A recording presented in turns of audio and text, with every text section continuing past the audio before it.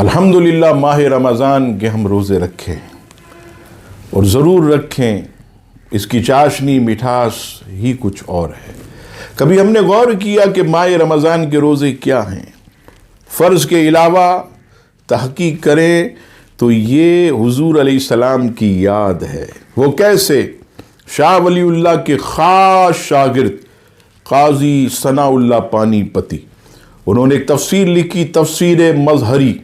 اس تفسیر مظہری میں یا ایھا الذین آمنوا کتب علیکم الصیام، اس کے تحت آپ لکھتے ہیں کہ حضور علیہ السلام جو ہے ماہ رمضان کے روزے فرض ہونے سے قبل غار حرا کی خلوتوں اور جلوتوں میں آپ سحری کرتے اور پھر افطار میں آپ کھانا کھاتے۔ 1 مہینے سے بھی زیادہ یہ سلسلہ آپ کا رہا۔ رب کریم جو ہے آپ کی یہ ادا کو اتنا پسند فرمایا، رب کریم کو اپنے حبیب کی یہ ادا اتنی بھا گئی کہ پورا مہینہ آپ نے روزے میں گزارا، تو رب کریم نے اس یاد کو، اپنے حبیب کی یاد کو زندہ رکھنے کے لیے قیامت تک کے لیے امت مسلمہ پر ماہ رمضان کے روزوں کو فرض کر دیا۔ تو الحمدللہ یہ حضور علیہ السلام کی یاد ہے جو ہم روزے رکھتے ہیں۔ فرض اپنی جگہ، یاد مصطفیٰ اپنی جگہ، اور قیامت تک یہ یاد مصطفیٰ